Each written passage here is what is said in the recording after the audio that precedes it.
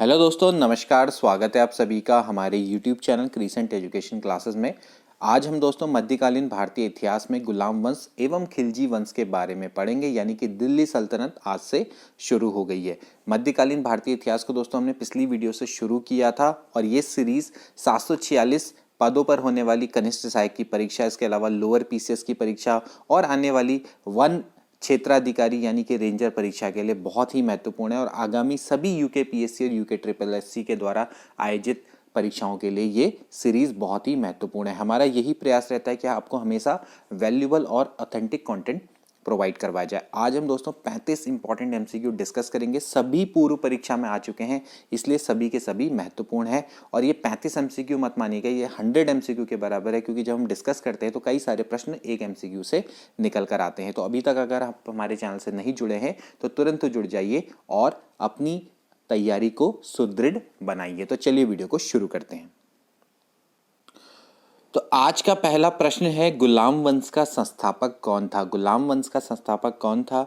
इल्तुतमिश, अलाउद्दीन खिलजी, बलबन या फिर कुतुबुद्दीन ऐबक? तो इसका राइट आंसर है कुतुबुद्दीन ऐबक। गुलाम वंश का संस्थापक था दोस्तों कुतुबुद्दीन ऐबक। आपको मैं इसका काल बता दूं, 1206 से लेके 1290 तक दिल्ली सल्तनत के जो सुल्तान है वो गुलाम वंश के सुल्तान के नाम से विख्यात हुए थे, ठीक है। और इसका संस्थापक था कुतुबुद्दीन ऐबक। कुतुबुद्दीन के ऐबक के अगर शासनकाल की बात करें तो वह है दोस्तों 1206 से लेकर 1210, ठीक है। ये आपको ध्यान में रखना है। कुतुबुद्दीन ऐबक गुलाम वंश का संस्थापक था, ठीक है। हालांकि जो वास्तविक संस्थापक है वो बाद में इल्तुतमिश को माना जाता है। एक चीज आप ध्यान में रखना कि ये सभी एक वंश से नहीं थे, ठीक है। ये सारे के सारे एक वंश से नहीं थे, ये सभी तुर्की थे और इनके वंश पृथक पृथक थे। जैसे कि जो कुतुबुद्दीन ऐबक है वो कुतुबी राजवंश से था, ठीक है, कुतुबी राजवंश, ठीक है। इसके बाद जो इल्तुतमिश है ये था शमसी राजवंश से, शमसी, ठीक। और इसके बाद एक और चला था बलबन, ये था बलबनी राजवंश, ठीक है। तो इसमें 3 राजवंश थे। तो ये सभी के सभी क्या थे? तुर्की थे, ठीक है। तो इनको आप तुर्क सुल्तान बोल सकते हैं या ममलुक सुल्तान भी इनको कहा जा सकता है, ठीक है। तो जो गुलाम वंश है, गुलाम वंश में के जो दिल्ली सल्तनत के सुल्तान थे, इनको गुलाम वंश के सुल्तानों के नाम से जाना जाता था। 1206 से लेके 1290 तक का इनका काल है, ठीक है। इसमें एक वंश नहीं था, इसमें सभी अलग अलग वंश से थे। ये सभी लेकिन क्या थे? तुर्की से थे, ठीक है। तुर्की मतलब सभी तुर्क थे, ठीक है। ये आपको याद रखना पड़ेगा, ठीक। नेक्स्ट क्वेश्चन देखिए, दिल्ली सल्तनत का कौन सुल्तान लाख बख्श के नाम से जाना जाता है? बहुत इंपॉर्टेंट प्रश्न, कई बार आ चुका है। लाख बख्श के नाम से कौन जाना जाता है? इल्तुतमिश, बलबन, मोहम्मद बिन तुगलक या फिर कुतुबुद्दीन ऐबक? तो इसका राइट आंसर है कुतुबुद्दीन ऐबक। अपनी उदारता के कारण दोस्तों बहुत ज़्यादा ये दान करता था, अपनी दानशीलता के कारण ये लाख बख्श का नाम से जाना जाता था। लाख बख्श का मतलब होता है लाखों का दान करने वाला। इसके अलावा पील बख्श भी बोला गया है, ठीक है। पील बख्श, पील बख्श का मतलब क्या होता है? हाथियों का दान करने वाला, ठीक है। पील बख्श, लाख बख्श, इस नाम से दोस्तों ये विख्यात था, ठीक है। और भी कई चीजें हैं जिनके बारे में जिनके बारे में आपको पढ़ना बहुत जरूरी है कुतुबुद्दीन ऐबक के बारे में दोस्तों, क्योंकि बचपन से ही बहुत ही सुरीले स्वर में कुरान का पाठ करता था, तो इसलिए इसको कुरान ख्वां भी बोला गया, कुरान ख्वां, ठीक है। ये भी पूछा गया है, कुरान ख्वां की उपाधि किसने धारण की थी, ठीक है। तो कौन था वो था आपका कुतुबुद्दीन ऐबक, ठीक है। यहाँ पर वैसे जो प्रश्न है दिल्ली सल्तनत का कौन सा सुल्तान, वैसे देखा जाए तो जो कुतुबुद्दीन ऐबक है वो कभी भी सुल्तान की उपाधि उसने धारण नहीं की। सुल्तान की जो उपाधि है वो धारण की थी इल्तुतमिश से। इल्तुतमिश से स्टार्ट होता है सुल्तान, ठीक है। लेकिन फिर भी जैसे यहाँ पर लिखा है तो हम मान सकते हैं कि ये जो क्वेश्चन है, क्वेश्चन थोड़ा सा गलत तरीके से रिप्रेजेंट किया गया, लेकिन फिर भी दिल्ली सल्तनत का जो सुल्तान था लाख बख्श के नाम से जाना जाता था, वो कौन था? कुतुबुद्दीन ऐबक ही था, ठीक है। इसके अलावा भी कई सारी चीजें हैं जो आगे अभी हम प्रश्नों में पढ़ेंगे एक एक करके। अगला प्रश्न देखिए, 2.5 दिन का झोपड़ा क्या है? 2.5 दिन का झोपड़ा क्या है? मस्जिद है, मंदिर है, संत की झोपड़ी है या फिर मीनार है? तो इसका राइट आंसर है दोस्तों ये मस्जिद है, ठीक है। 2.5 दिन का झोपड़ा या 2.5 दिन का झोपड़ा भी बोला जाता है कभी कभार, 2.5 दिन, 2.5 दिन, ठीक है। 2.5 दिन का जो झोपड़ा है दोस्तों ये एक मस्जिद है जिसका निर्माण कुतुबुद्दीन ऐबक के द्वारा करवाया गया था। ये भी कुछ इंपॉर्टेंट मैं फैक्ट यहाँ पर लिख रहा हूँ, ठीक है। प्रथम मस्जिद, भारत की जो प्रथम मस्जिद इसका निर्माण दोस्तों करवाया गया था, सॉरी, मस्जिद का जो निर्माण है वो कुतुबुद्दीन ऐबक के द्वारा करवाया गया था। उसका नाम था कुव्वत उल इस्लाम, कुव्वत उल इस्लाम, ठीक है, कुव्वत उल इस्लाम। इसका निर्माण भी करवाया गया था कुतुब मीनार के द्वारा, सॉरी, कुतुबुद्दीन ऐबक के द्वारा, ठीक है। और ये भी एक चीज ध्यान में रखना कि ये प्रश्न आता है कि किसकी जगह पे करवाया था, ठीक है। तो ये पृथ्वीराज तृतीय यानी कि पृथ्वीराज चौहान का जो किला था वहां पर था। उस किले का नाम था राय पिथौरागढ़, राय पिथौरागढ़, ठीक है। तो राय पिथौरागढ़ में वहां पर इसको निर्मित किया गया है कुव्वत उल इस्लाम। इसको भारत की प्रथम मस्जिद बोला जाता है, ठीक है। जबकि जो 2.5 दिन का झोपड़ा है ये है दोस्तों एक संस्कृत महाविद्यालय हुआ करता था, अजमेर में इसको बनाया गया। कहाँ है? अजमेर में, ठीक है। 2.5 दिन का झोपड़ा कहाँ पर है? अजमेर में है। और ये संस्कृत महाविद्यालय हुआ करता था विग्रहराज विसलदेव, ठीक है, विग्रहराज विसलदेव, विग्रहराज विसलदेव, इनके द्वारा निर्मित था एक संस्कृत महाविद्यालय। उसके स्थान में अजमेर में 2.5 दिन का झोपड़ा बनाया गया, ठीक है। तो ये 2 मस्जिद हैं, इनको आप बिल्कुल याद करिएगा क्योंकि इनसे रिलेटेड प्रश्न भी आ सकते हैं। भारत की प्रथम मस्जिद कुव्वत उल इस्लाम, ठीक है, इसका निर्माण कुतुबुद्दीन ऐबक के द्वारा करवाया गया था। पृथ्वीराज तृतीय यानी कि पृथ्वीराज जो चौहान है उसका किला था राय पिथौरागढ़, वो उसके स्थान पर ये बनी है। इसके अलावा ये कहाँ पर है? दिल्ली में, ठीक है। इसके अलावा जो 2.5 दिन का झोपड़ा ये भी एक और मस्जिद है और ये संस्कृत महाविद्यालय के स्थान में अजमेर में बनवाया गया था। विग्रहराज विसल जो देव हैं उनके द्वारा संस्कृत महाविद्यालय का निर्माण किया गया था, तो उसके बदले वहां पर 2.5 दिन का झोपड़ा बना है, ठीक है, दूसरी मस्जिद। तो ये एक मस्जिद है, इस पर रिलेटेड प्रश्न भी आते रहते हैं। नेक्स्ट प्रश्न देखिए, बड़ा अच्छा, निम्नलिखित में से किसने प्रसिद्ध कुतुब मीनार के निर्माण में योगदान नहीं दिया? काफी अच्छा प्रश्न है, किसने प्रसिद्ध कुतुब मीनार के निर्माण में योगदान नहीं दिया? तो इसका राइट आंसर मैं आपको बता देता हूं पहले, वो है गयासुद्दीन तुगलक। गयासुद्दीन तुगलक ने कुतुब मीनार के निर्माण में कोई भी योगदान नहीं दिया। ध्यान रहे, कुतुब मीनार का जो निर्माण है वो कुतुबुद्दीन ऐबक ने शुरू किया था, ठीक है, और इसका निर्माण कार्य इल्तुतमिश ने पूरा किया था। इल्तुतमिश के शासनकाल में इसको पूरा किया गया था, ठीक है। अब फिरोज शाह तुगलक के समय पर क्या हुआ था? तुगलक वंश का शासक है, ये ध्यान में रखना। फिरोज शाह तुगलक के समय पे क्या हुआ था?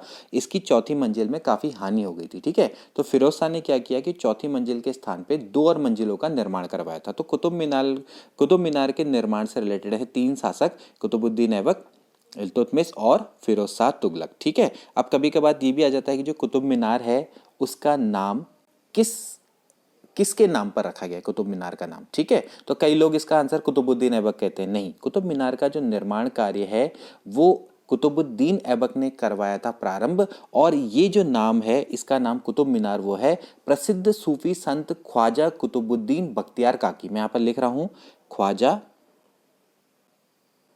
ख्वाजा कुतुबुद्दीन बख्तियार काकी, ठीक है भाई। तो ये प्रश्न भी आया हुआ है पीसीएस में, ठीक। तो कुतुब मीनार का जो नाम है ये सूफी संत थे ख्वाजा कुतुबुद्दीन बख्तियार काकी, इनके नाम पर कुतुब मीनार का नाम पड़ा है, ठीक है। तो कुतुबुद्दीन ऐबक ने निर्माण कार्य शुरू करवाया, इल्तुतमिश ने उसको खत्म किया। तुगलक के समय पे यानी फिरोज शाह तुगलक के समय पे चौथी मंजिल में कुछ डिफेक्ट आ गया था, काफी हानि पहुंच गई थी, तो उसके स्थान पर इसने 2 और मंजिलों का निर्माण करवाया था। गयासुद्दीन तुगलक का इससे कोई भी संबंध नहीं है। तो यहां पर से आपके कई सारे प्रश्न बन जाएंगे। अगला प्रश्न बड़ा इंपॉर्टेंट, कुतुबुद्दीन ऐबक की राजधानी थी। कुतुबुद्दीन ऐबक की राजधानी क्या थी? कई लोग इसका आंसर दिल्ली देंगे, लेकिन दिल्ली गलत है, इसका राजधानी थी दोस्तों लाहौर, ठीक है। कुतुबुद्दीन ऐबक का राज्याभिषेक लाहौर में ही हुआ था 1206 में, ठीक है, और लाहौर को ही इसने अपनी राजधानी बनाया था, ठीक है। 25 जून 1206 को इसका राज्याभिषेक लाहौर में हुआ था और इसने अपनी राजधानी को लाहौर को ही बनाया था, ठीक है। ये आपको याद रखना पड़ेगा, ठीक है। लेकिन जो इसके बाद कौन आए थे? कुतुबुद्दीन ऐबक के बाद आए थे इल्तुतमिश। तो इल्तुतमिश ने दिल्ली को अपनी राजधानी बनाया था। तो इसीलिए जो दिल्ली सल्तनत है उसका वास्तविक संस्थापक इल्तुतमिश को ही माना जाता है। ठीक है, इल्तुतमिश ही भारत में तुर्की शासन का वास्तविक संस्थापक था। ठीक है, तो कुतुबुद्दीन ऐबक की राजधानी कौन थी? हमेशा से लाहौर ही रही है। अगला प्रश्न बड़ा इंटरेस्टिंग, कुतुबुद्दीन ऐबक की मृत्यु कैसे हुई? ये प्रश्न भी कई बार आ चुका है। देखिए आपके सामने ऑप्शन है। एक, महत्वाकांक्षी कुलीन व्यक्ति ने कपट से छुरा मारकर उनकी हत्या कर दी। पंजाब पर अधिकार जमाने के लिए गजनी के शासक ताजुद्दीन यलदौज के संग युद्ध में उनकी मृत्यु हुई। बुंदेलखंड के किले कलिंजर को घेरा डालते समय उन्हें चोटें लगी, जिसके कारण बाद में उनकी मृत्यु हो गई। या फिर चौगान की क्रीड़ा के दौरान अश्व से गिरने के पश्चात उनकी मृत्यु होगी। तो ये बड़ा इंटरेस्टिंग सा फैक्ट है दोस्तों। 1210 में, डी वाला ऑप्शन इसका करेक्ट है। मैं आपको बता दूं 1210 में चौगान जो आधुनिक क्या बोला जाता है इसको, पोलो बोलते हैं। ठीक है, तो पोलो खेलते समय दोस्तों ये घोड़े से गिर गए थे। आपने देखा होगा कि पोलो गेम क्या होता है, लोग उसमें घुड़सवार होते हैं और वो पोलो खेलते हैं। ठीक है, तो उसमें क्या होता है कि घोड़े से वो गिर गए थे। ठीक है, और कुतुबुद्दीन ऐबक गंभीर रूप से वो घायल हो गए थे। ठीक है, और जिस कारण उनकी क्या हो गई थी, मृत्यु हो गई। तो चौगान की क्रीड़ा यानी कि आधुनिक उसको पोलो बोला जाता है, उसके दौरान वो अश्व से, घोड़े से गिर गए थे और उसके पश्चात उनकी मृत्यु हो गई। तो काफी इंटरेस्टिंग क्वेश्चन और कई बार ये प्रश्न भी पूछा जा चुका है। तो कुतुबुद्दीन ऐबक की मृत्यु चौगान यानी पोलो खेलते हुए घोड़े से गिरने के कारण हो गई थी। अगला प्रश्न देखिए, निम्नलिखित में से किसने दिल्ली को सल्तनत की राजधानी के रूप में स्थापित किया? तो अब ये प्रश्न यहाँ पर इंटरेस्टिंग हो गया कि किसने दिल्ली को सल्तनत की राजधानी के रूप में स्थापित किया। तो इसका राइट आंसर है इल्तुतमिश। ठीक है, अब मैं आपको कुछ इंपॉर्टेंट फैक्ट्स बता दूं। देखिए कुतुबुद्दीन ऐबक की जब मृत्यु हो गई थी, मैंने क्या बताया कि वो पोलो खेलते हुए उनकी मृत्यु हो गई थी। अब आकस्मिक मृत्यु हो गई तो भाई जो तुर्की सरदार थे उन्होंने क्या हुआ कि जल्दी में आराम शाह, ठीक है, इनको शासक नियुक्त कर दिया। ठीक है, लाहौर का सुल्तान घोषित कर दिया। ठीक है, लेकिन ये जो आराम शाह था, ये जैसा इसका नाम दिख रहा वैसे ही अक्षम और अयोग्य व्यक्ति था। ठीक है, और कई तुर्की सरदारों ने उसका विरोध किया। ठीक है, तो जो उस समय पर इल्तुतमिश था वो बदायूं का गवर्नर था, इसको दिल्ली का आने का निमंत्रण भेजा और इसने आराम शाह को पराजित कर दिया। ठीक है, और इसकी हत्या कर दिया, स्वयं सुल्तान बन गया। तो उस जब 1210 को कुतुबुद्दीन ऐबक की डेथ हुई थी, तो उसके बाद आराम शाह को बैठाया गया था 1210 में। तो ये आप मान लीजिए ये दोनों के दोनों क्या हो गए, कुतुबी वंश के शासक हो गए। ठीक है, जैसे कि मैंने आपको बताया था स्टार्टिंग में कि गुलाम वंश में अलग अलग सारे सभी के जो सभी सरदार हैं, जो सभी सुल्तान रहे हैं इसके, वो सब अलग अलग वंश के हैं। ठीक है, तो पहले वाले जो दो हैं इनको आप मान लीजिए कुतुबी वंश के। ठीक है, जो अब ये इल्तुतमिश था ये कौन था? ये कुतुबुद्दीन ऐबक का दामाद था। ठीक है, और ये शमसी वंश का था। ठीक है, शमसी वंश का था।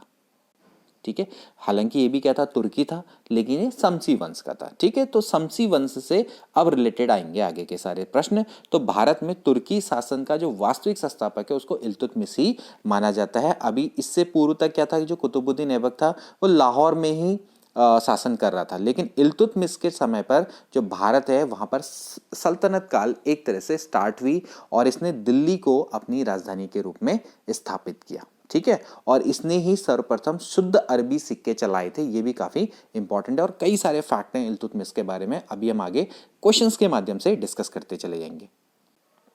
अगला प्रश्न देखिए, दिल्ली का प्रथम सुल्तान कौन था जिसने नियमित सिक्के जारी किए तथा दिल्ली को अपने साम्राज्य की राजधानी घोषित किया? तो अगेन इसका राइट आंसर क्या होगा? इल्तुतमिश होगा। देखिए इस प्रश्न में तो बहुत सारे मतलब अलग अलग तरीके के प्रश्न ये बनते हैं कि मतलब कई तरह से ये प्रश्न आया हुआ है। ठीक है, अब मैं यहाँ पर कई बार ये प्रश्न रिपीट हो जाता है तो मैं इसको बता नहीं सकता, लेकिन फिर भी क्योंकि समय से बहुत ज़्यादा वेस्ट हो जाता है, तो दिल्ली का प्रथम सुल्तान कौन था जिसने दिल्ली को अपनी राजधानी घोषित किया? ठीक है, और क्या कहते हैं इल्तुतमिश के राज्यकाल में सल्तनत की राजधानी कौन सी थी? ठीक है, कौन सा ऐसा सुल्तान था जिसने अपनी सर्वप्रथम राजधानी दिल्ली स्थानांतरित की? तो ऐसे कई सारे प्रश्न हो सकते हैं। दिल्ली का प्रथम मुस्लिम शासक कौन था? ऐसे करके कई बार ये प्रश्न आ चुका है और मैं मानता हूं कि एक प्रश्न हमने बता दिया है वो आपके लिए इनफ है। ठीक है, अगला प्रश्न देखिए, गुलाम का गुलाम किसे कहा गया था? गुलामों का गुलाम यानी गुलाम का गुलाम कौन था? अगेन वो था इल्तुतमिश था। ठीक है, गुलाम का गुलाम इल्तुतमिश को इसलिए बोला गया था क्योंकि मोहम्मद गौरी का गुलाम था कुतुबुद्दीन ऐबक। अब जो कुतुबुद्दीन ऐबक है उसने इल्तुतमिश को खरीदा था, इसलिए इसको क्या बोला गया? गुलाम का गुलाम, क्योंकि अपने आप में कुतुबुद्दीन ऐबक गुलाम था और उसका गुलाम कौन था? इल्तुतमिश था, तो इसलिए इसको क्या बोला गया? गुलाम का गुलाम। काफी इंपॉर्टेंट प्रश्न और कई बार ये भी रिपीट हो गया है। नेक्स्ट प्रश्न देखिए, काफी इंपॉर्टेंट है। निम्नलिखित में से कौन मध्यकालीन भारत की प्रथम महिला शासिका थी? अब कौन प्रथम महिला शासिका थी? रजिया सुल्तान, चांद बीवी, दुर्गावती, नूरजहां? तो इसका राइट आंसर है रजिया सुल्तान। ठीक है। अब जब इल्तुतमिश की मृत्यु हो गई तो उसके बाद उसकी पुत्री रजिया सुल्तान बैठी थी। इसका शासनकाल है 1236 से लेके 1239। कई जगह पे 1240 भी हो सकता है, तो चल जाएगा, कोई बात नहीं। 1236 से लेके 1239। ये लोअर सबऑर्डिनेट में प्रश्न आ चुका है कि रजिया का काल क्या था। ठीक है, तो रजिया सुल्तान का काल क्या, 1236 से 1239, 40 जो भी मान लीजिए। कई जगह पे लिखा हुआ है कि भाई 3 वर्ष इसने राज किया, कई जगह पे लिखा हुआ है कि इसने 4 साल किया। ठीक है। अब देखिए हुआ क्या था, इल्तुतमिश का बेटा था। इल्तुतमिश का बेटा था जो कि काफी योग्य था, उसका नाम था नसीरुद्दीन महमूद। ठीक है। अब इसकी हो गई थी मृत्यु आकस्मिक। ठीक है। अब जब इसकी मृत्यु हो गई तो इसके बाद जो इल्तुतमिश था, इल्तुतमिश अपने बेटी रजिया सुल्तान को गद्दी में बैठाना चाहता था। ठीक है। लेकिन क्या था कि उसका दूसरा भी एक बेटा था। ठीक है। वो उसका जो बेटा था उसका नाम था फिरोज शाह। ठीक है। फिरोज शाह, क्योंकि जो उसका योग्य बेटा था वो तो मारा गया था, तो एक उसका नाम था रुकनुद्दीन फिरोज शाह। ठीक है। इसको बैठा दिया गया क्योंकि असल में बात ये थी कि जो तुर्की सरदार थे, तुर्की अमीर थे, वो लोग नहीं चाहते थे कि एक स्त्री राज्य करे। ठीक है, यानी कि रजिया सुल्तान क्या करे, सुल्तान बने, मतलब रजिया सुल्तान बने। ठीक है। तो हुआ क्या कि जो रुकनुद्दीन फिरोज शाह है ये बैठा कुछ समय के लिए गद्दी में 1236 में। ठीक है। तो 1236 में ये आपका बैठा था 1 साल, एक समय के लिए। ठीक है। उसके बाद क्या हुआ कि इसको हटा दिया गया सत्ता से। ठीक है। और फिर उसके बाद कौन बैठी, रजिया सुल्तान। ठीक। तो ये भी आप ध्यान रखना कि जो कभी कभार ये प्रश्न पूछा जाता है कि इल्तुतमिश के बाद कौन बना शासक, तो इल्तुतमिश के बाद रजिया सुल्तान डायरेक्ट नहीं बनी, उसके बाद कौन बना, रुकनुद्दीन फिरोज शाह। ठीक है। रुकनुद्दीन फिरोज शाह, और फिरोज इसके बाद बनी रजिया सुल्तान 1236 से 1239। ठीक है। ये भी आप ध्यान में रखेंगे। नेक्स्ट क्वेश्चन देखिए, मंगोल आक्रमणकारी चंगेज खां भारत के उत्तर पश्चिमी सीमा पर निम्न में से किसके काल में आया था? मंगोल आक्रमणकारी चंगेज खां काफी इंपॉर्टेंट है। अलाउद्दीन खिलजी, इल्तुतमिश, बलबन या फिर कुतुबुद्दीन ऐबक? तो इसका राइट आंसर है इल्तुतमिश। ठीक है। मंगोल जो नेता चंगेज खां था वो भारत की उत्तर पश्चिमी सीमा पर इल्तुतमिश के शासनकाल में आया था 1224 के टाइम पर। ठीक है। तो ये भी काफी इंपॉर्टेंट है, आपको पता होना चाहिए। जो इल्तुतमिश का शासनकाल है वो कितना है, 1210 से लेकर 1236। ठीक है। तो 1210 से लेकर 1236, तो 1224 के आसपास आया था। तो ये ध्यान रखना है कि इसी के शासनकाल में मंगोल नेता चंगेज खान ने भारत की उत्तर पश्चिमी सीमा पर उस समय पर वो आया था। ठीक है। ये प्रश्न भी कई बार आ चुका है। तो कभी कभार ये प्रश्न ऐसा भी आ सकता है कि दिल्ली का कौन सा सुल्तान मंगोल नेता चंगेज खां का समकालीन था? तो कौन होगा, इल्तुतमिश। ठीक है।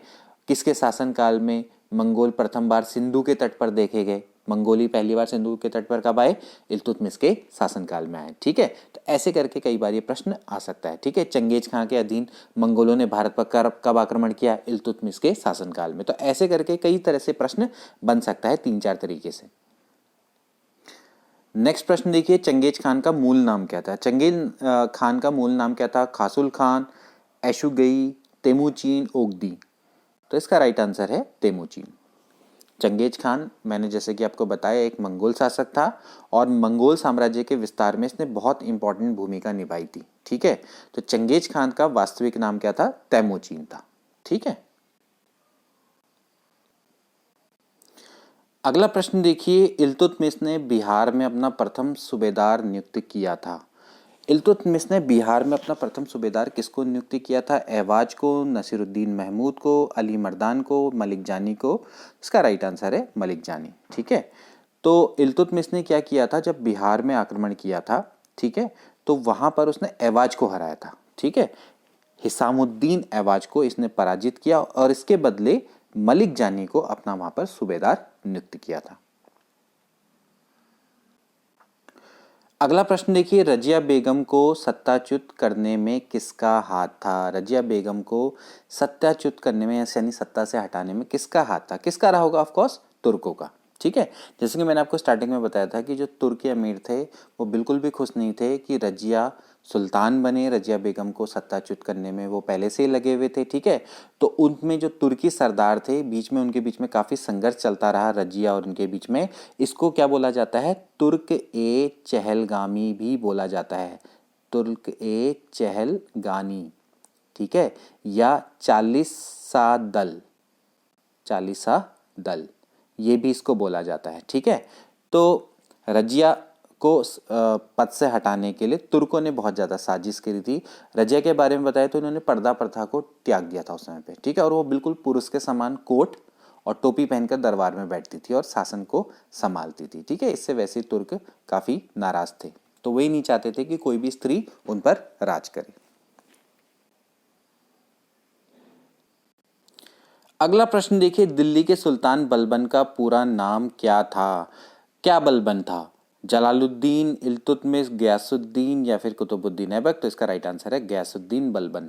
अब दोस्तों बारी आती है बलबन की। ठीक है, जब हमने बताया कि आपको दिल्ली सुल्तान में जब रजिया सुल्तान, दिल्ली के जो सुल्तान थी रजिया सुल्तान, जब इसको सत्ता से हटा दिया गया तो उसके बाद 3 और शासक आए। ठीक है, जो कि सारे के सारे शमसी वंश के थे, इल्तुतमिश के द्वारा चलाया गया वंश था। ठीक है, जो आखिरी वंश का, उस शमसी वंश का शासक था वो था नसीरुद्दीन महमूद।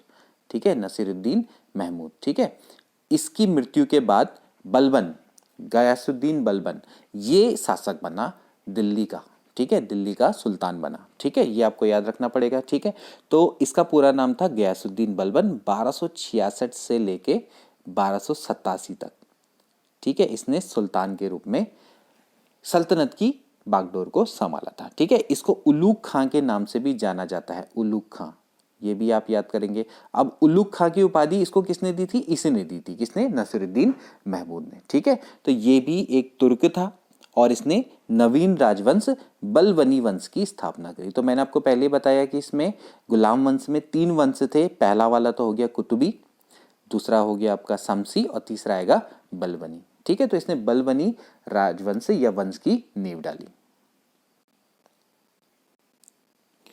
अगला प्रश्न देखिए, दिल्ली के किस सुल्तान के विषय में कहा जाता है कि उसने रक्त और लौह की नीति अपनाई थी? काफी अच्छा प्रश्न है। किसने रक्त और लौह की नीति अपनाई थी? तो इसका राइट आंसर है बलबन। दिल्ली का वो सुल्तान बलबन था जिसने रक्त और लौह की नीति अपनाई थी। विरोधियों और लुटेरों से अपने राज्य की रक्षा के लिए बलबन ने रक्त और लौह की नीति अपनाई थी। इसके अंतर्गत होता क्या था कि भाई जो लुटेरे हैं उनका जब पीछा करके उनकी हत्या कर दी जाती थी। ठीक है, तो इसको रक्त और लौह की नीति बोला गया। इसके अलावा दोस्तों इन्होंने सिजदा और पैबोस, इस प्रथा को भी शुरू किया था। ठीक है, सजदा और पैबोस, इस प्रथा को भी शुरू किया था। सिजदा में क्या होता है कि जैसे आपको घुटने के बल जो सुल्तान होता है उसके आगे माथा को अपना झुकाना पड़ता है। घुटनों के बल बैठकर आपको क्या करना पड़ता है? उसके मतलब घुटनों के बल पे बैठ के आपको झुकना पड़ता है, तो उसको क्या बोलते हैं? सिजदा। पैबोस में क्या होता है? पूरा लेट के उसके पाँव को चूमना पड़ता है। तो ये जो प्रथा है, इस प्रथा को भी बलबन के द्वारा चलाया गया था। ठीक है, इसके अलावा भी इसने बहुत सारी चीज़ें करी हैं, जैसे कि नैरोज, ठीक है, नैरोज जो कि आपका एक फारसी त्यौहार है। तो फारसी नववर्ष की शुरुआत में मनाया जा रहा जो त्यौहार है नैरोज, इसको भी भारत में प्रारंभ करने का श्रेय बलबन को ही जाता है। ठीक है, सजदा के बारे में और पैबोस के बारे में आप ध्यान रखना कि घुटनों के बल पर बैठकर सुल्तान के सामने आपको सिर झुकाना पड़ता है, उसको सजदा बोलते हैं, सिजदा बोला जाता है। पैबोस में आपको क्या करना पड़ता है?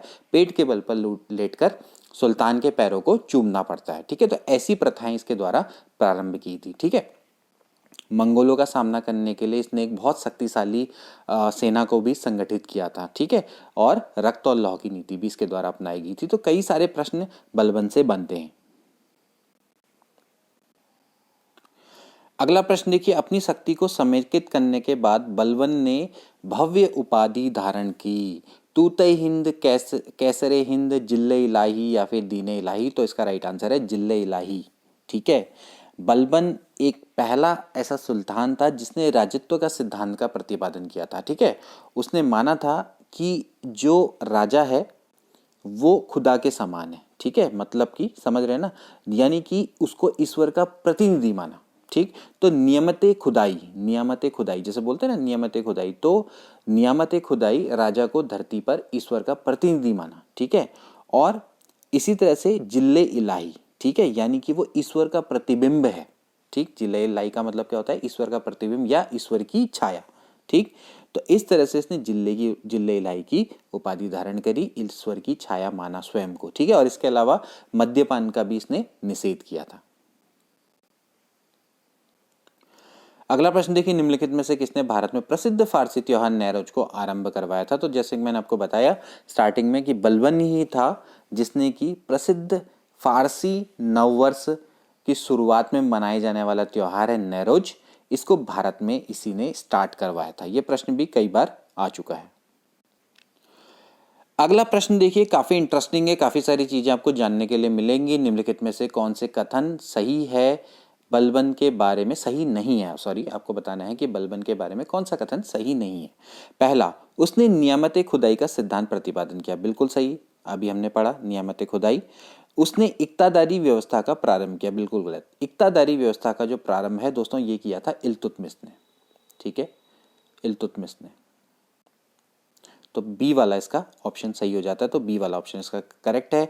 उसने तुर्कान ए चहलगामी के प्रभाव को समाप्त किया, बिल्कुल सही है। तुर्कान ए चहलगामी जो कि रजिया सुल्तान के समय पर शुरू हुआ था, उसने इसके प्रभाव को समाप्त कर दिया था, ठीक है। और उसने बंगाल के विद्रोह का भी दमन किया था, ठीक है। बंगाल का एकमात्र विद्रोह इसके समय पर हुआ था, इसका भी उसने दमन कर दिया था, ठीक है। इक्तादारी व्यवस्था के बारे में मैं आपको बता दूं क्योंकि ये भी काफी इंपॉर्टेंट पॉइंट है इल्तुतमिश का, ये हमारे से छूट गया था। तो इक्तादारी प्रथा क्या होती थी दोस्तों कि जब इल्तुतमिश उस समय पे सैनिक रखा करता था या सैनिक या गैर सैनिक जो अधिकारी होते थे उनको वेतन ना देकर उसके बदले में भूमि दी जाती थी, ठीक है। तो भूमि दी जाती थी, तो उसी भूमि, इसको क्या बोलते थे, इक्तादारी व्यवस्था, ठीक है। इक्ता एक ऐसा शब्द है, अरबी शब्द है जिसका अर्थ होता है भूमि, ठीक है। तो भूमि यानी इक्ता, और इसको लेने वाला क्या कहलाता है, इक्तादार, और इस व्यवस्था को क्या बोलेंगे, इक्तादारी व्यवस्था, ठीक है। तो इल्तुतमिश ई से इक्तादारी, ऐसे करके आप इसको याद कर सकते हैं। अगला प्रश्न देखिए, बड़ा इंपॉर्टेंट, निम्नलिखित सुल्तानों में से किसने गढ़मुक्तेश्वर की मस्जिद की दीवारों पर अपने शिलालेख में स्वयं को खलीफा का सहायक कहा है। तो गढ़मुक्तेश्वर की मस्जिद की दीवारों पर एक शिलालेख उत्कीर्ण है और जिसमें स्वयं को खलीफा का सहायक बताया गया है बलबन के द्वारा, ठीक है। तो ये भी आप ध्यान में रखेंगे, ठीक है। लेकिन जैसे बात आती है कि भाई स्वयं को खलीफा यानी कि खलीफा की मान्यता सबसे पहले किसने प्राप्त करी, तो वो था दोस्तों इल्तुतमिश, ठीक है। इल्तुतमिश था जिसने बगदाद के खलीफा से मान्यता प्राप्त करी थी। तो ऐसा करने वाला प्रथम मुस्लिम शासक बना था। तो ऐसे करके प्रश्न आ सकते हैं थोड़ा बहुत, ठीक है। तो ये तो थे दोस्तों गुलाम वंश से रिलेटेड प्रश्न जो कि आने की जिनकी संभावना रहेगी, और जितने हम इंपॉर्टेंट प्रश्न हो सकते थे हमने इसमें ऐड किए, ठीक है। ध्यान रखें कि जो लास्ट इनका जो शासक था, इसके बाद आया था बलबन के बाद आया था कैकुबाद, जिसका यहाँ पर नाम लिखा हुआ है, ठीक है। मोइजुद्दीन कैकुबाद था इसका नाम, ठीक। तो ये तो मतलब इसके बाद ज़्यादा जी चले नहीं सबके सब, ठीक है। इसके बाद आया था लास्ट में क्यूमर्स, ठीक है, क्यूमर्स। तो क्यूमर्स इनका क्या था, आखिरी शासक था। तो ये तो काफ़ी नाबालिग था, काफ़ी छोटा था, इसको बहुत कम उम्र में बैठा दिया था। तो उसके बाद फिर इनका वंश ज़्यादा आगे फिर चल नहीं पाया था, ठीक है। मोइजुद्दीन कैकुबाद था, वो एक तरह से देखा जाए तो इसका दादा था बलबन, ठीक है। तो ये भी एक तरह से मतलब जो कैकुबाद है वो भी मतलब कोई खास राजा नहीं था, और मतलब बलबन के समय पर इसमें काफ़ी रिस्ट्रिक्शन लगाई थी बलबन ने कई चीज़ों पर, क्योंकि जो बलबन था वो बहुत चीज़ों में मतलब स्ट्रिक्ट था। जैसे मद्यपान को बिल्कुल उसने निषेध कर रखा था और कई सारी चीज़ों को मानता था, मतलब जो रूल एंड रेगुलेशंस को फॉलो करने वाला व्यक्ति था।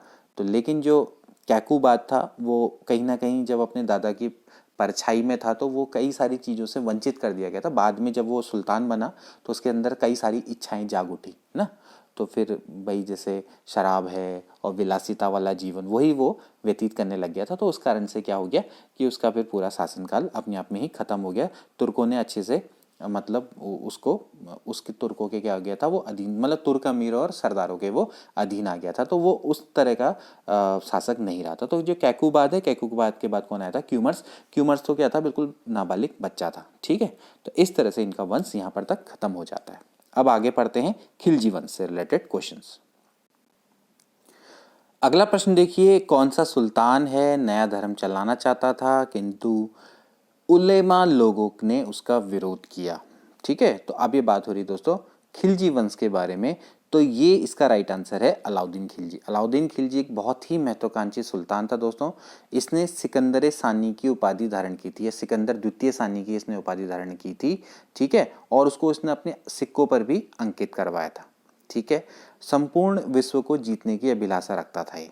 ठीक है, और साथ में ही नया धर्म चलाना चाहता था, लेकिन कई उलेमा थे, उन्होंने उसका विरोध किया। हालांकि इसके वफादार मित्र भी थे, उन लोगों ने भी बात बोला कि ये सब नहीं है, ये सब सही नहीं है। तो बाद में उसने क्या कर दिया, अपने विचार को त्याग दिया था। ठीक है, तो अलाउद्दीन खिलजी। ठीक है, अब मैं आपको थोड़ा सा खिलजी वंश के बारे में बता दूं। खिलजी वंश हुआ था 1290 से शुरू, 1290 से लेके 1320 में। ठीक है, इसका जो संस्थापक है दोस्तों वो था जलालुद्दीन फिरोज शाह खिलजी।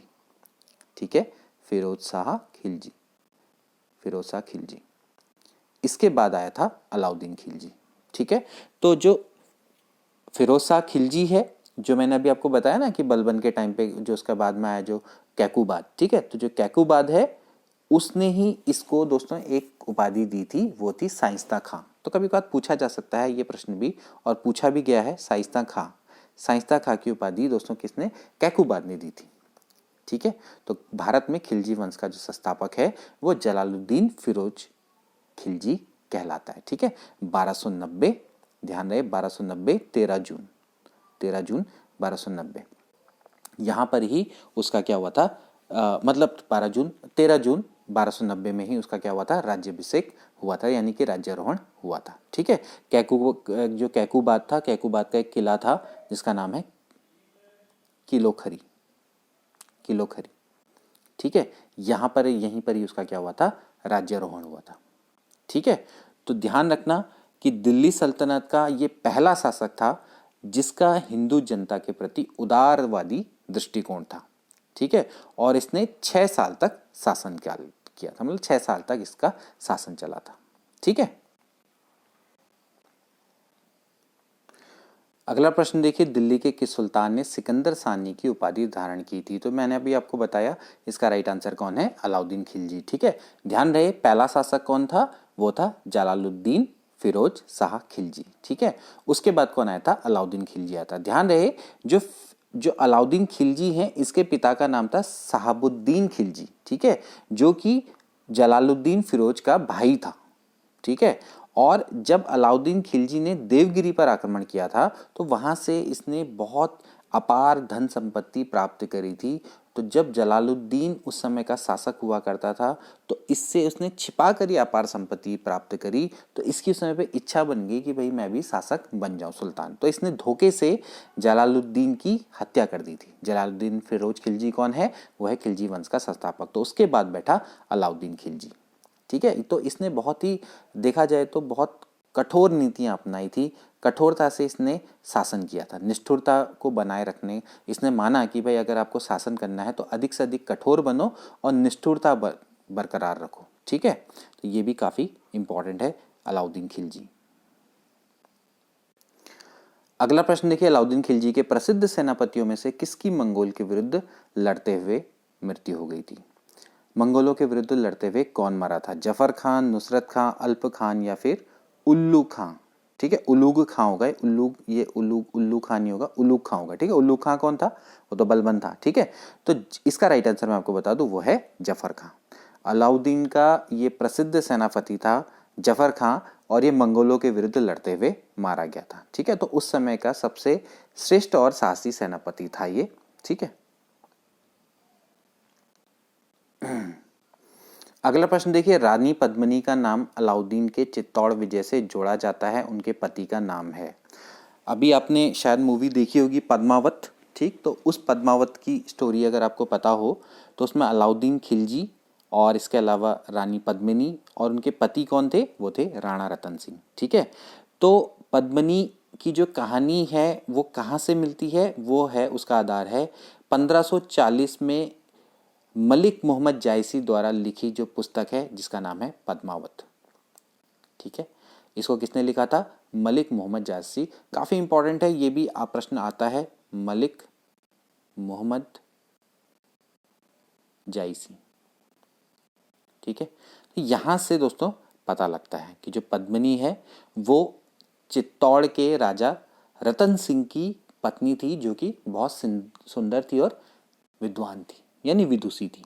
ठीक है। अगला प्रश्न देखिए, कथन है और कारण है, आपको बताना है कि क्या सही है। कथन देखिए, अलाउद्दीन के दक्षिण अभियान धन प्राप्ति के अभियान थे और ये कारण यह था यह कि दक्षिणी राज्यों को कब्जे में करना चाहता था। ठीक है, तो भाई देखिए इसका कथन तो सही है लेकिन कारण गलत है। ठीक है, देखिए अलाउद्दीन के जो दक्षिण अभियान थे वो धन प्राप्ति के अभियान थे, बिल्कुल, कि धन के लालच में, और गौरव भी वो चाहता था, बिल्कुल, आप बिल्कुल गौरव की लालसा भी थी, तो धन का लालच भी था और अपना प्रभुत्व भी जमाना चाहता था या गौरव भी दिखाना चाहता था। तो इसलिए उसने दक्षिण के सभी राज्यों पर एक के बाद आक्रमण किया उसने। ठीक है, लेकिन इन राज्यों को आक्रमण करने के पीछे उसका उद्देश्य वहां पर कब्जा करना नहीं था। ठीक है, सिर्फ ये था कि धन पाए और विजय पाए, उसी की लालसा थी। तो इसलिए कथन तो सही है लेकिन कारण बिल्कुल गलत है। तो ऐसे करके इसमें ऑप्शन आते हैं, तो वो आप अपने आप ही कर लेंगे। अगला प्रश्न देखिए, अलाउद्दीन खिलजी के आक्रमण के समय देवगिरी का शासक कौन था? रामचंद्र देव, प्रताप रुद्र देव, मलिक काफूर या फिर राणा रतन सिंह? काफ़ी अच्छा प्रश्न है, इसका राइट आंसर है रामचंद्र देव। तो मैंने आपको दोस्तों बताया था कि जब अलाउद्दीन खिलजी ने देवगिरी पर आक्रमण किया था तो वहीं से उसकी लालसा बनी कि वो अब सुल्तान बनना चाहता था। ठीक है, क्योंकि उसने वहाँ से काफ़ी धन प्राप्ति किया था और जलालुद्दीन फिरोज शाह खिलजी को इसके बारे में बिल्कुल भी पता नहीं था। ठीक है, तो ये जो आक्रमण किया था उसने 1294, कई बुक्स में इसको 1296 दिया गया है, लेकिन मेरा मानना है कि 1294 इसका करेक्ट होना चाहिए, क्योंकि अलाउद्दीन खिलजी का जो शासनकाल है वो है 1296 से स्टार्ट। ठीक है, तो 1296 से 1316 माना जाता है इसका शासनकाल। तो 1294 में इसने देवगिरी में आक्रमण किया था। तो उस समय के जो शासक थे वो थे रामचंद्र देव। ठीक है, देवगिरी के शासक। ठीक, अगला प्रश्न देखिए, आपको दोस्तों सम्मिलित करना है।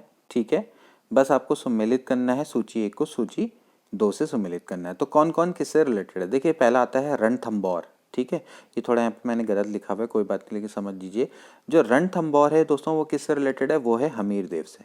ठीक है, इसके बाद दोस्तों अगली बात आती है चित्तौड़ की। चित्तौड़ किससे रिलेटेड है? राणा रतन सिंह से। ठीक है, इसके बाद देवगिरी, ऑफकोर्स राजा राय रामचंद्र। ठीक है, और इसके बाद आता है गुजरात, वो रिलेटेड है कर्णदेव से। ठीक है, तो इस तरह से जो ऑप्शन है, ऑप्शन के अकॉर्डिंग क्या बनेगा? देखिए क्या बनेगा, सबसे पहले हमीर देव आ जाएगा यानी कि सी, और फिर चित्तौड़ किससे रिलेटेड है?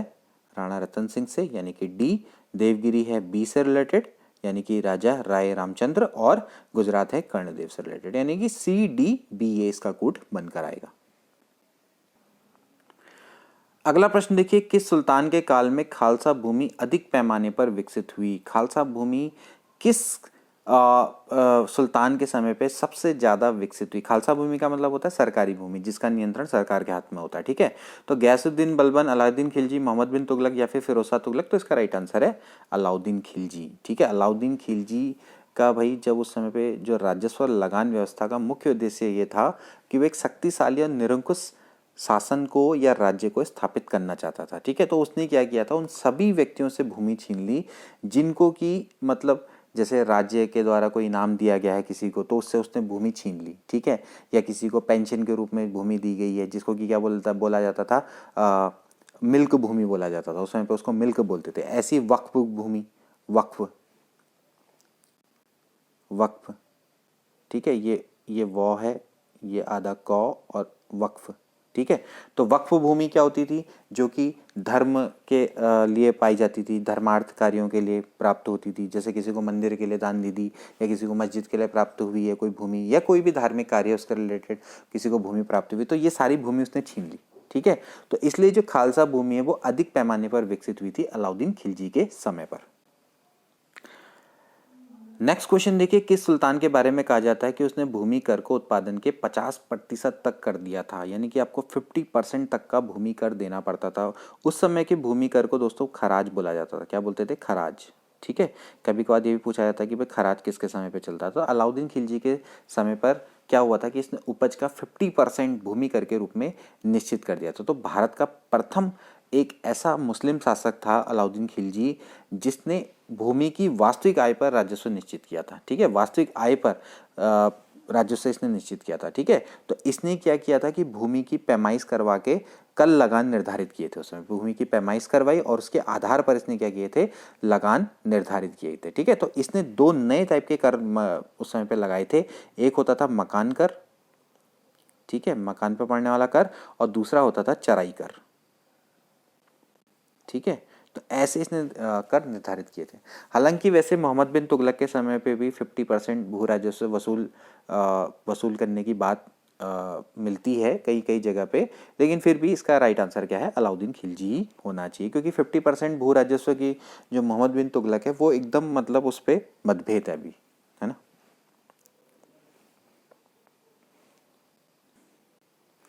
नेक्स्ट क्वेश्चन देखिए, निम्न में से किस सुल्तान ने बाजार सुधार लागू किए थे। काफी इंपॉर्टेंट प्रश्न और कई बार ही आ चुका है, इससे पहले वाला प्रश्न भी। तो देखिए इसका भी राइट आंसर है अलाउद्दीन खिलजी। ये खिलजी वंश ज्यादातर मेन जो फोकस करता है वो अलाउद्दीन खिलजी पर ही करता है, इससे रिलेटेड ही ज्यादातर प्रश्न आते हैं। तो बाजार सुधार किसके द्वारा किया गया था, अलाउद्दीन खिलजी के द्वारा किया गया था। इसने मूल्य नियंत्रण की नीति लागू की थी। ठीक है, इसने बाजार नियंत्रण की सफलता के लिए कई कुशल कर्मचारियों को नियुक्त किया था। ठीक है, तो जो ये कुशल कर्मचारी थे वो क्या करते थे कि सारे व्यापारियों पर उस समय पे नियंत्रण रखा करते थे। ठीक है, बाजार की कीमतों में उतार चढ़ाव आ रहा है या बाजार की कैसी स्थिति है, सामान्य स्थिति है, खराब स्थिति है, तो उसकी जो सूचना है ये सब सुल्तान को दिया करते थे इसके कुशल कर्मचारी। ठीक है, तो ये ध्यान रखना है कि बड़े इंपॉर्टेंट है कि मतलब ये जो बाजार सुधार है, तो हमेशा पूछा जाता है कि कौन सा सुल्तान है कि जो बाजार सुधार से संबंधित है, मूल्य नियंत्रण प्रणाली से संबंधित है। ठीक है, तो ये भी आपको ध्यान रखना है। ठीक, और एक बात और है कि अलाउद्दीन खिलजी के बारे में बोला जाता है कि पहला ऐसा सुल्तान था जिसने स्थायी सेना रखी थी। ठीक है, तो प्रथम शासक था जिसने स्थायी सेना रखी थी। इसके अलावा इसके दरबार में अमीर खुसरो, बहुत इंपॉर्टेंट व्यक्ति है अमीर खुसरो। अमीर खुसरो बहुत इंपॉर्टेंट है, इनके जैसे कवि यहाँ पर हुआ करते थे। ठीक है, तो अमीर खुसरो जिन्होंने कि सितार का आविष्कार किया था और वीणा को भी इन्होंने संशोधित किया था, तो ये काफ़ी इंपॉर्टेंट है अमीर खुसरो। पूछा जाता है कि किसके दरबारी कवि थे, अलाउद्दीन खिलजी के थे।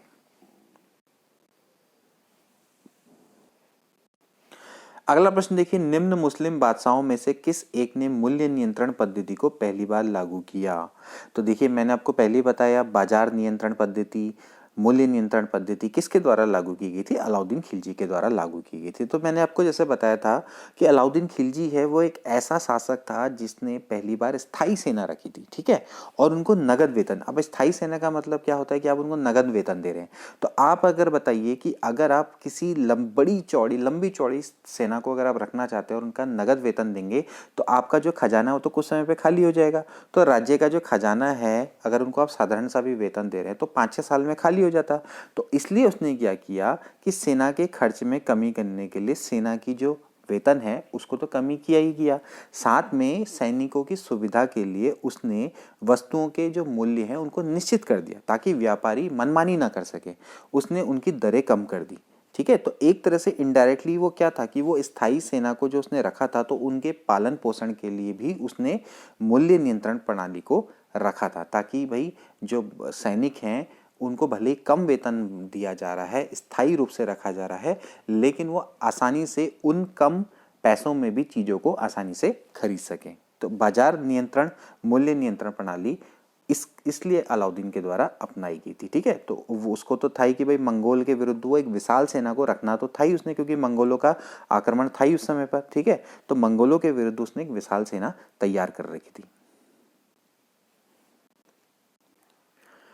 अगला प्रश्न देखिए, निम्नलिखित में से किस मध्यकालीन शासक ने सार्वजनिक वितरण प्रणाली, जिसको कि हम पीडीएस बोलते हैं, है ना, आज के समय पे इसको पीडीएस तो बोला जाता है ना, सार्वजनिक वितरण प्रणाली यानी कि पब्लिक डिस्ट्रीब्यूशन सिस्टम, है ना।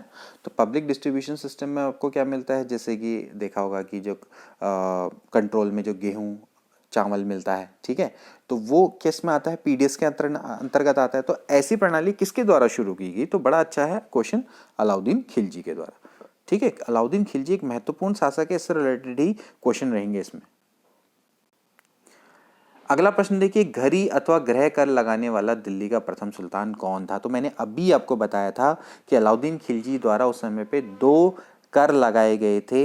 एक था चराई कर, एक था गृह कर, घरी कर, जिसको कि घरों पर या झोपड़ियों पर लगाया जाता था। ठीक है, इसके अलावा जो चराई कर था वो किस पे लगाते थे? दुधारू पशुओं पे, जो दूध देते थे ऐसे पशु। ठीक है, तो अलाउद्दीन खिलजी के द्वारा ये लगाया गया था। नेक्स्ट प्रश्न देखिए, 1306 ईस्वी सन के बाद अलाउद्दीन खिलजी के समय में दिल्ली के सुल्तान तथा मंगोलों के बीच में सीमा क्या थी? तो उस समय पे दोस्तों मंगोलों के बीच में जो सीमा थी वो सिंधु नदी थी। ठीक है, सिंधु नदी। तो सिंधु नदी या आप कह सकते हैं 1306 ईस्वी के बाद की बात करें तो अलाउद्दीन खिलजी के समय पे दिल्ली सल्तनत और मंगोलों के बीच की जो सीमा थी वो सिंधु नदी थी। ठीक है, अगला प्रश्न देखिए जो कि सेशन का लास्ट प्रश्न है। हमने सारे इंपॉर्टेंट प्रश्नों को इंक्लूड करने की कोशिश करी है। तो लास्ट प्रश्न देख लीजिए, फिर से आपको कथन और कारण बताना है। अलाउद्दीन खिलजी ने दिल्ली में मूल्य नियंत्रण लागू किया था, बिल्कुल सही है। कारण देखिए, वह दिल्ली में अपने राजभवन के निर्माण में लगे हुए कारीगरों को कम वेतन देना चाहता था, तो बिल्कुल गलत है। ठीक है, कारीगरों को कम वेतन देने का तो इससे कोई संबंध है ही नहीं ना। मैंने आपको पहले ही बता दिया था कि इसने मूल्य नियंत्रण क्यों लागू किया था। मूल्य नियंत्रण लागू करने के लिए इसने क्या किए थे? कुछ इंपॉर्टेंट कुशल कर्मचारी नियुक्ति किए थे। वो इसको बाजार के बारे में बताते रहते थे कि भाई बाजार में उतार है, चढ़ाव है। ठीक है, इसके अलावा इसने वस्तुओं के मूल्य भी निर्धारित कर दिए थे। ठीक है, ताकि व्यापारी अपनी मनमानी ना कर सके। किस लिए? ताकि जो इनके जो सैनिक है, जो स्थायी सेना इसने रखी है, उनका ये भरण पोषण कर सके, कम वेतन में भी वो अच्छे से अपना जीवन व्यतीत कर सके, क्योंकि इनको मंगोलों के खिलाफ युद्ध करने होते थे। विशाल स्थायी सेना इसको रखना जरूरी था। ठीक है, और क्योंकि ये पहला ऐसा शासक था जिसने स्थायी सेना रखी थी, विशाल और स्थायी सेना रखी थी। ठीक है, तो दोस्तों ये थे कुछ इंपॉर्टेंट प्रश्न जो कि गुलाम वंश और खिलजी वंश से संबंधित है। आई होप कि आपको सेशन अच्छा लगा होगा और नॉलेजेबल भी लगा होगा। आगे अगर आपको ऐसी वीडियोस और चाहिए तो प्लीज़ हमारे चैनल को ज़रूर सब्सक्राइब करें और ज़रूर शेयर करें, लाइक करना ना भूलें। मिलते हैं अगली वीडियो में। Good bye.